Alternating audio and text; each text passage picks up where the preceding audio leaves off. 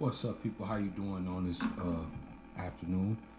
I'm sure, as you know, our candidate for president, one of our candidates for president, did an interview yesterday, and I just want to break a few of these things down in this interview just to show you, like, they actually installed this woman in here.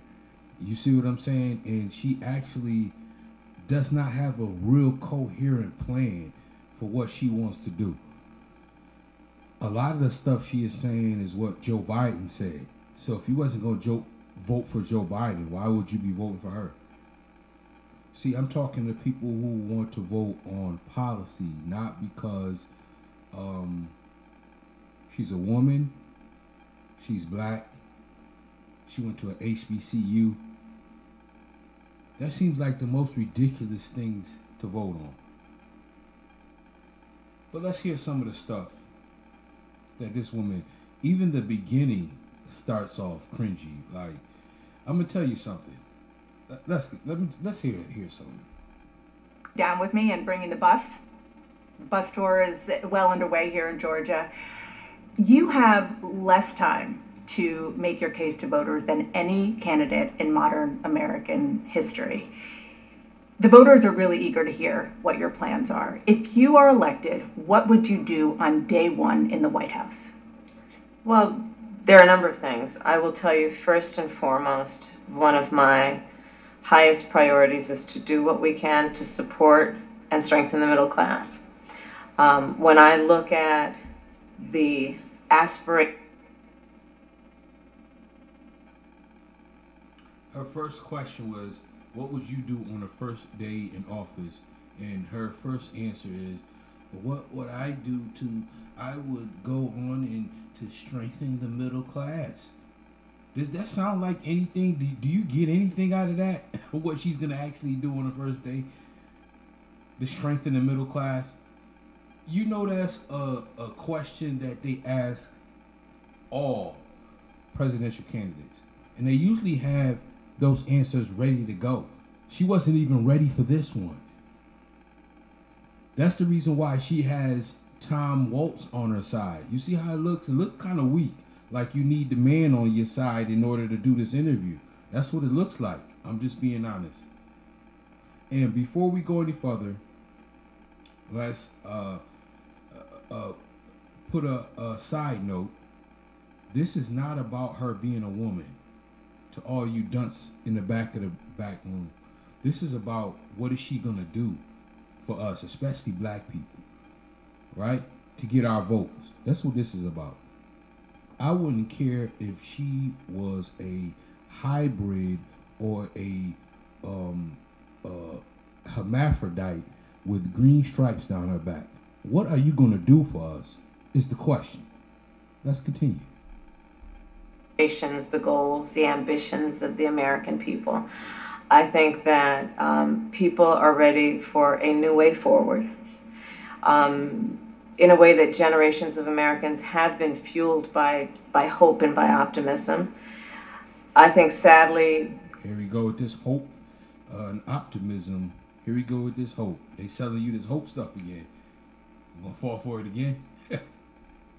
In the last decade, we have had in the former president someone who has really been pushing an agenda and You understand how that went, right? She asked her, what are you going to do on the first day? The first thing she said is, strengthen the middle class, some vague bullcrap that don't mean nothing. And she went right into attacking Donald Trump. We're talking about what you're going to do. People are trying to figure out what you're going to do. Donald Trump has been out there. I'm telling you, people already know who he is. We're trying to figure out who are you and what you're going to do. You should spend less time talking about Donald Trump and figure out your own actual economic plan that you clearly don't have. She's about to show you that she really doesn't have one. An environment that is about diminishing the character and the strength of who we are as Americans, really dividing our nation, and I think people are ready to turn the page on that. So what would you do day one? day one, it's going to be about, one, implementing my plan for what I call an opportunity. I'm glad she went back to the question because she never answered the question. She went off in some vague bull crap. She like, so what exactly are you going to do on day one? Because she never answered it. Right? And you about to hear some more googly gobble. The economy. I've already laid out a number of proposals in that regard, which include what we're going to do to bring down the cost of everyday goods, what we're going to do to invest in America's small businesses, what we're going to do to... What is that? Did she make that clear? She made that clear to us what she was going to do all these things? I don't know. Invest in families, for example, extending the child tax credit to $6,000 for families for the first year. Hey, folks, if you took advantage, if you have kids and you took advantage of that child tax credit, right? Guess what happened? They put that child tax credit in, and now she's saying they're going to put it back in. Do you understand that if they wanted to keep it in, they could have kept it in? They could have pushed for it to stay in the next budget. They let it expire. So now she's saying she's going to do it again. Why would you let it expire in the first place? Because I told you how the child tax credit works. It will give you some help, some real help. But guess what? When they let it expire, it puts you right back to where you started from. So you really ain't went nowhere. And now she's talking about, oh, the thing that we let expire, I'm going to somehow put it back in there for you. Come on, man. You better stop. Their child's life, to help them buy a car seat, to help them buy baby clothes, a crib. There's the work that we're going to do that is a... You remember when you had it? I just want to go back on that. You remember when you had the child tax credit? They were in office. They let it expire. They could have pushed for it to be extended in the next budget. It's like, hey, I'm not going to sign this next budget unless the child tax credit is extended in this next budget. We already did it. We can do it again. Nope. That ain't what she did.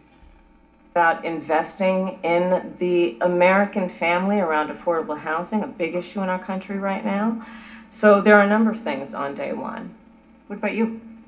Well, I'm excited about this agenda too. As I said, the idea of inspiring America to what can be, and I think many of these things that the Vice President's proposing are things that we share in values. And the child tax credit is one we know that reduces childhood poverty by 1/3. We did it in Minnesota to have a federal partner. Then why did they let it expire in the first place?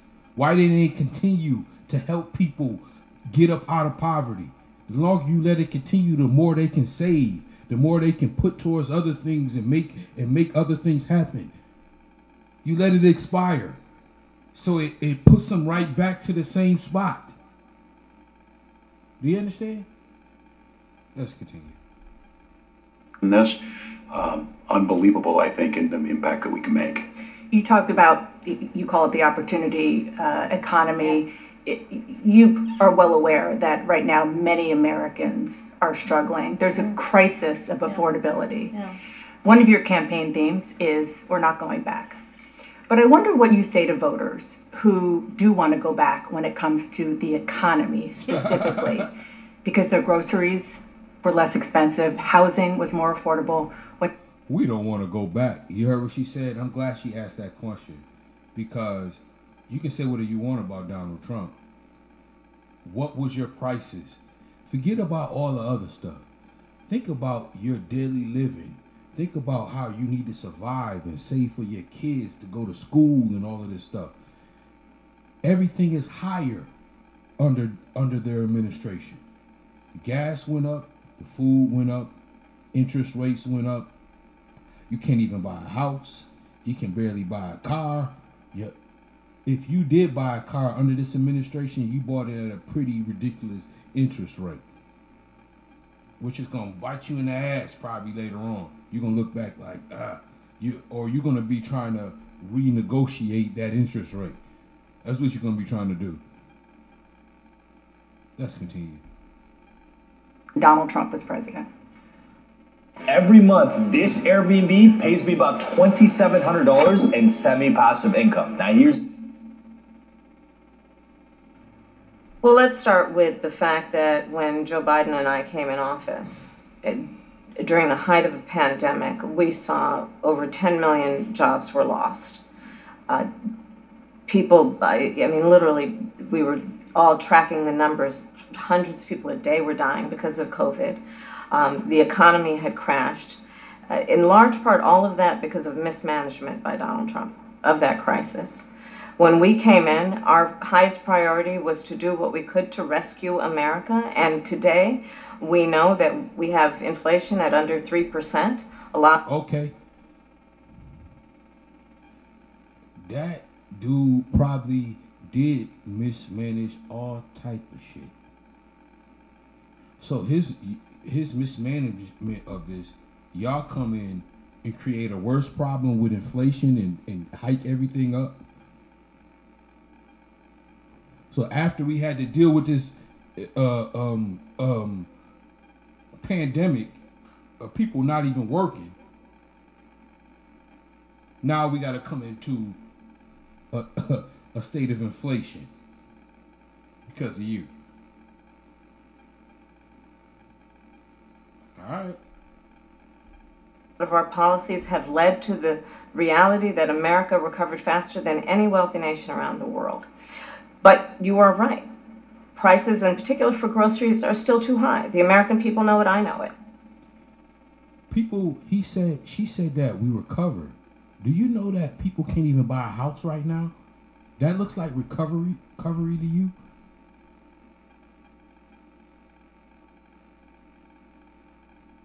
They can't even live the American dream right now. She's talking about recovery. All right. Which is why my agenda includes what we need to do to bring down the price of groceries. For example, dealing with an issue like price gouging. What we need to do to extend the child tax credit to help young families be able to take care of their children in their... Did she say anything? What we need to do is bring down prices and she said the child tax credit, they both said it about 4 times. Is that it? And then you said bring down the prices. How are you going to do that?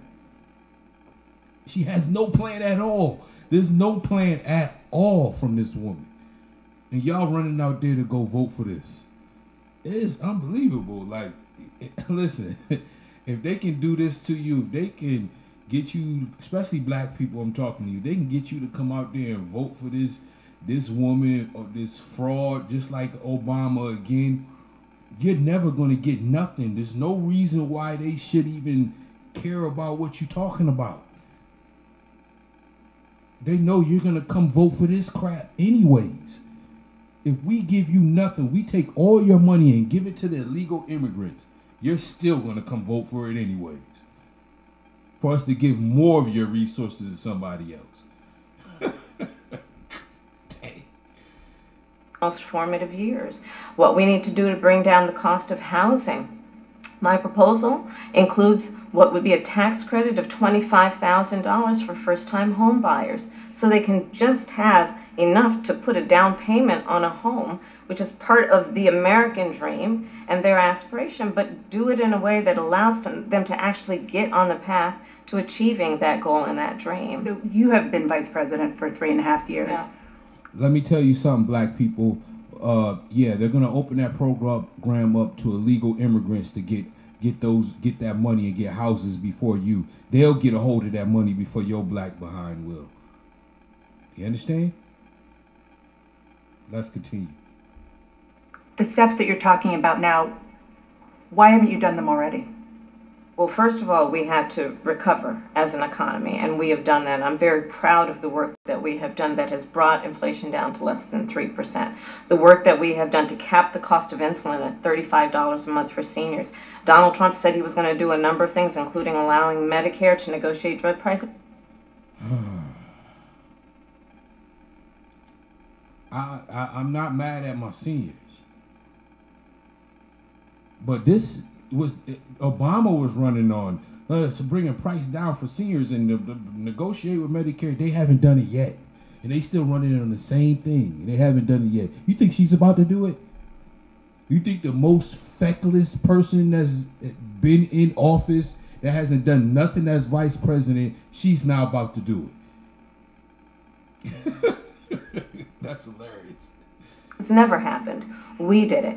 So now, as I travel in the state of Georgia and around our country, the number of seniors that have benefited, I was in Nevada recently, a grandmother who showed me her receipts.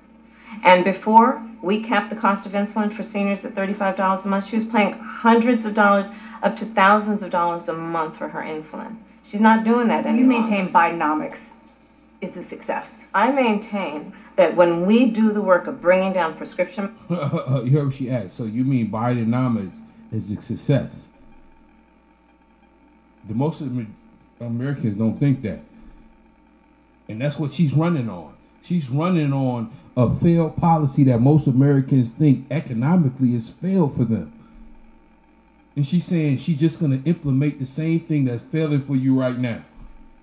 All right, let's go. Medication for the American people, including capping the cost of the annual cost of prescription medication for seniors at $2,000.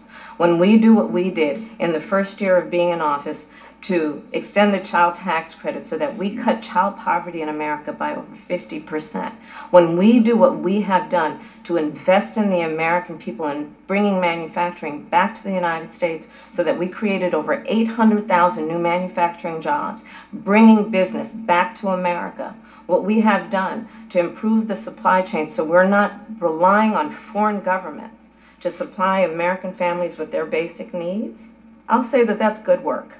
There's more to do, but that's good work. I want to get some... Hikers, listen up. Crafted with easy-to-clean materials, these Temu boots can I'm going to leave. save you from muddy tracks and sticky... I'm trying to see if I should leave it there. But if you heard... some clarity on where you stand on some key policy issues. Are you hearing anything? Energy is a big one. When you were in Congress, you supported the Green New Deal. And in 2019, you said, quote, "There is no question I'm in favor of banning fracking." Fracking, as you know, is a pretty big issue, particularly in your must-win state of Pennsylvania. Sure. Do you still want to ban fracking? No, and I made that clear on the debate stage in 2020, that I would not ban fracking. As vice president, I did not ban fracking. As president, I will not ban fracking.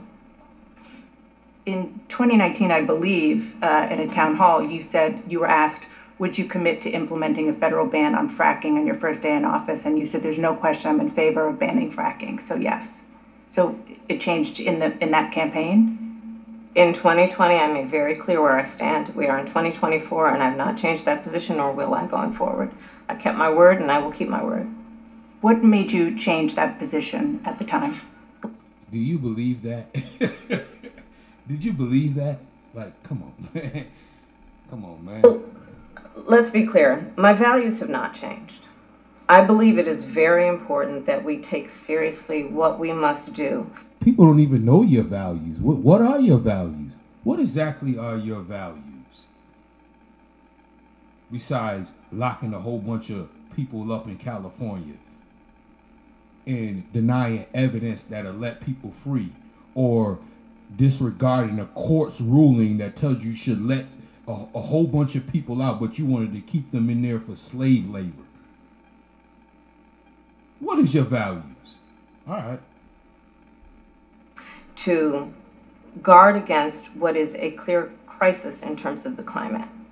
And to do that, we can do what we have accomplished thus far. The Inflation Reduction Act, what we have done to invest, by my calculation, over probably $1 trillion over the next 10 years, investing in a clean energy economy. What we've already done, creating over 300,000 new clean energy jobs. That tells me, from my experience as vice president, we can do it without banning fracking. In fact, Dana, excuse me. By the way, that package that I told you in another video before, that package that they passed actually caused the inflation that we have now. Because I want you to just to think about it. It was supposed to be a package where they're supposed to be installing electrical station all across this country. Do you see that happening? Where did that money go?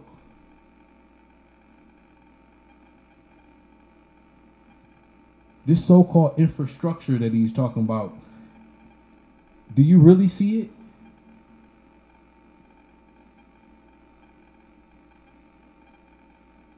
Where's the money going?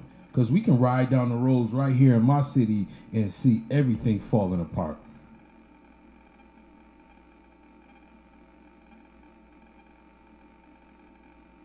You can't ride to the corner store without hitting a pothole this big.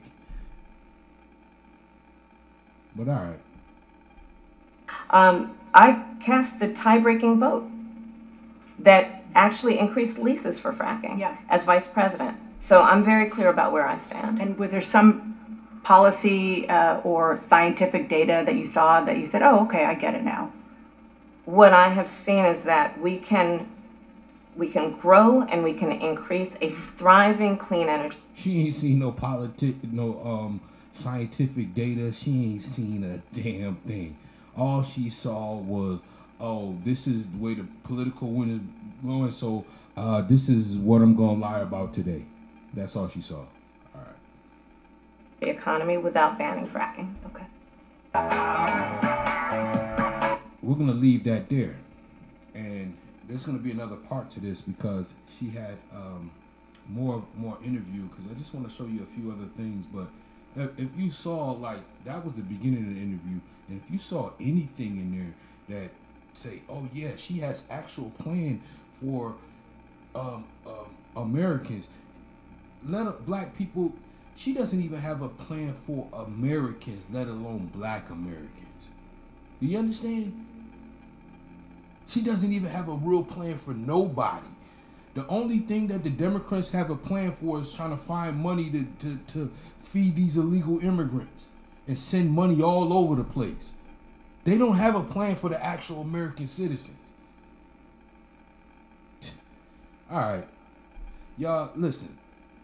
It'll be much appreciated. You hit that like button. You even share it if you want to. Comment. Subscribe to it. See you later.